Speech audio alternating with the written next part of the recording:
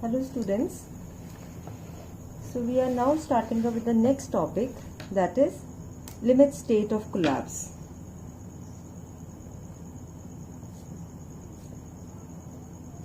I have already told you that we generally design the structure for different kinds of limit states. There are different kinds of limit states. One limit state is flexure, another limit state is shear. The third limit state is generally there. All these limit states are given in your code. So section 38 actually deals with all the limit states. So first is limit state of collapse, that is flexure. 39 is limit state of collapse, that is compression. 40 is limit state of collapse with shear, with respect to shear. 41 is limit state of collapse with respect to torsion, and 42 goes to limit state of serviceability. So if I am talking about limit state of collapse, that is at which the structure will fail. So we are primarily having four limit states: limit state of flexure, limit state of shear, limit state of compression, and limit state of torsion. Depending upon the type of element, if the element is primarily under flexure, we will design the structure with respect to limit state of collapse, flexure. If the member is primarily in compression, then we will follow limit state of compression. If this member is primarily in torsion, we will follow the limit state of torsion, and all those things. For instance, if I am talking about beams, or if I am talking about slabs, so all these members, they are flexural members. So for that we will be following limit state of flexure. So in this lecture I am basically talking about the assumptions that we are using to design the structure with respect to limit state of flexure. What are the assumptions? All the assumptions are given in this particular clause 38. We will be just discussing these assumptions. First assumption is plane section normal to the axis remains plane after bending. So I have told this particular thing in the previous class also, in the previous lecture also, that this particular, what does that mean is that if let us say I have a section, I have a beam like this. Now this is the section of the beam. This section remains perpendicular to this particular axis. Now once the system bends, the structure does not distort. See, this was the initial section. If the system bends, after bending also the section remains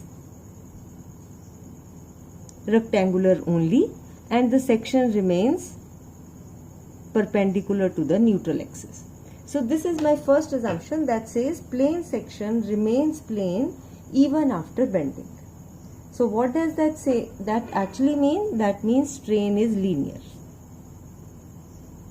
So strain distribution along the depth of the section can be assumed to be linear, with zero at neutral axis and maximum towards the extreme edges. Okay. Now what is the next assumption? Next assumption is maximum strain is concrete is at the outermost edge. So what is that assumption? This assumption is maximum strain in concrete at the outermost edge is taken as 0.0035 in bending. Okay. So what do I mean by this? If the system is in bending, I take a reinforced concrete section with the reinforcement in the tensile zone. I know the strain distribution. In my previous class, in my previous video I have already explained to you that this strain distribution will be linear. Okay. Now because compression, at the top we will be having compression, at the bottom we will be having tension, because we are talking about a simply supported kind of system in which compression is there at the top and tension is at the bottom.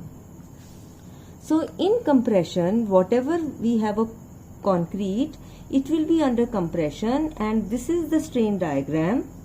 And what does the code says?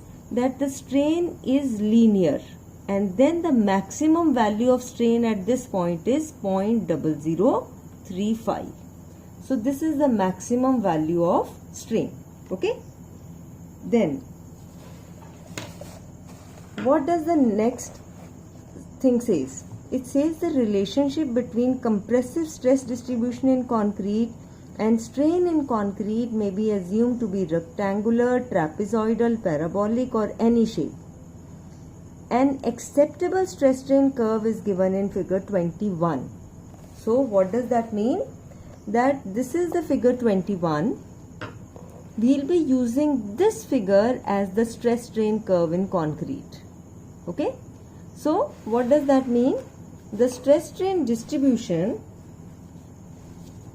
the value of stress strain distribution in concrete, this side it is stress, this side it is strain, and the distribution is linear leading to parabolic. Okay. The maximum value of stress is FCK. The maximum value of strain at which we will assume the structure will, the concrete will not take any load is 0.0035. Okay. The code further has a line at 0.002. So it means at this line there is a parabolic region. After that a rectangular region starts. So we have a parabolic region up till this point, and after that a rectangular region starts. So this is the strain till which we will have a parabolic distribution, that is 0.002. Okay, clear? Now,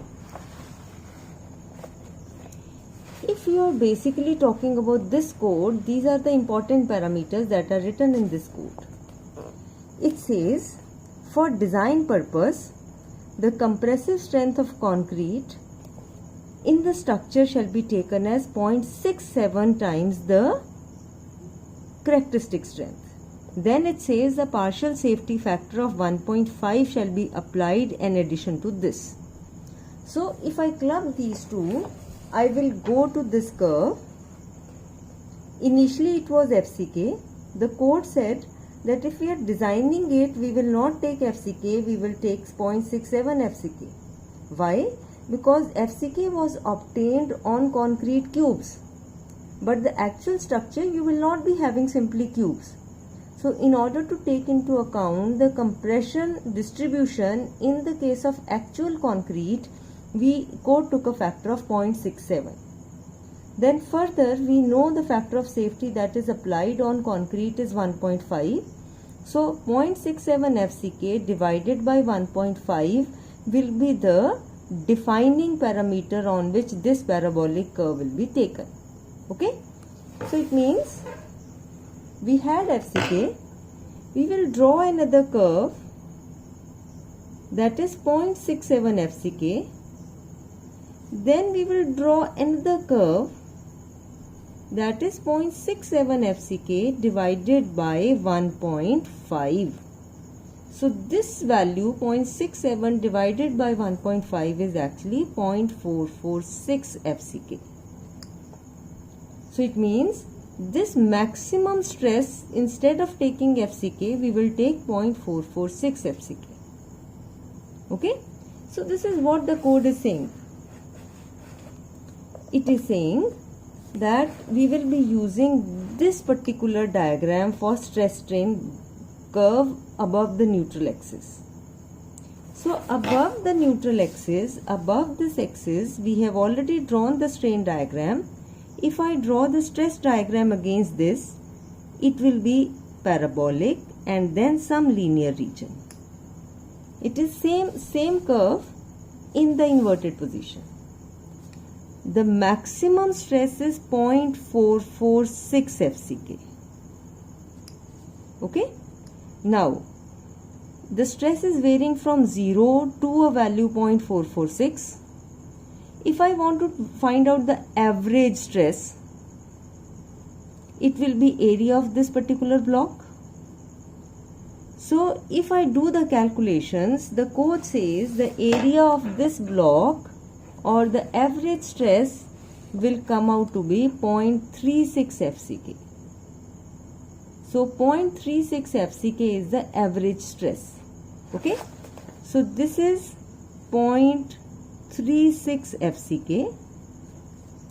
Then this stress will be acting at 0.42 XU. So this stress will be acting at 0.42 XU. So these are all this is whole of the concept for concrete. So for concrete, it says that above the neutral axis, we will take whole of the stresses taken by concrete. The stress distribution in concrete will not be linear, it will be parabolic followed by a constant region. Maximum stress in concrete will be 0.446 FCK. Average stress in concrete will be 0.36 FCK. And the point of application of this average stress will be at a distance of 0.42 XU from the top. Is it okay? So this is the second assumption. Then what is the third assumption? The third assumption is the tensile strength in concrete is ignored. So it means below the neutral axis, whatever is the region, we will assume that concrete is not taking any stress. So it means whole of the stress is taken by steel. So it means below this region in the stress distribution diagram, we will just draw the stresses corresponding to the place where steel is placed.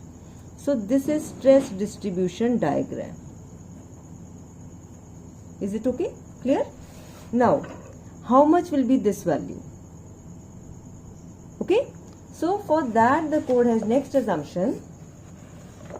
It says the stress in the reinforcement are derived from representative stress strain curve for the type of steel. So stresses in the steel will be taken depending upon what type of steel we are having. If we are having mild steel, we will be following this curve. If we are having HYSD steel, we will be following this curve. But in all these curves, we will be having Fy, and then we will apply a factor of Fy divided by 1.15. So in both the curves, a factor of safety of 1.15 is applied. Is it okay? Clear? So it means this particular stress, it will be Fy upon 1.15. I am talking about stress. I will multiply it with area to get it the force. So if I am talking about this Fy upon 1.15, if I will do that, it will be 0.87 Fy. So maximum stress in steel can be 0.87 Fy. Okay. Then what does the next assumption says? Maximum strain in steel reinforcement. Maximum strain in tensile reinforcement. It will be Fy divided by 1.15. What's the stress? If I divide by modulus of elasticity, it will become strain plus 0.002. So, what does that mean? Maximum strain in steel should not be less than Fy upon 1.15 ES plus 0.002.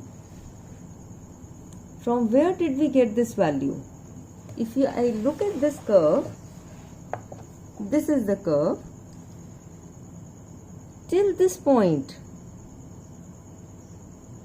we have a linear region. In this linear region, I know stress is proportional to strain. So it means stress is proportional to strain. So strain will be stress upon modulus of elasticity. So this is for the linear region. Plus 0.002 is the permanent set. So this is the maximum strain that will occur at this point in the system. At this point in the curve. Is it okay? So the strain in steel will be this particular value.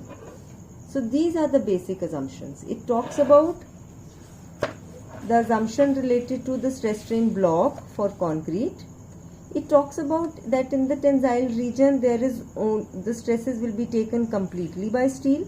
If the stresses are taken completely by steel, then the stress in steel will be, maximum stress in steel will be Fy upon 1.15. Then this value will be 0.87 Fy. Then maximum strain in steel at this location, it will be Fy upon 1.15 plus 0.002. Okay, so these are the assumptions. In the next video, I will be uploading about the different kinds of failures that are possible in the flexural member, and depending upon the type of failure, how will we calculating the moment of resistance of the section. Okay, thank you.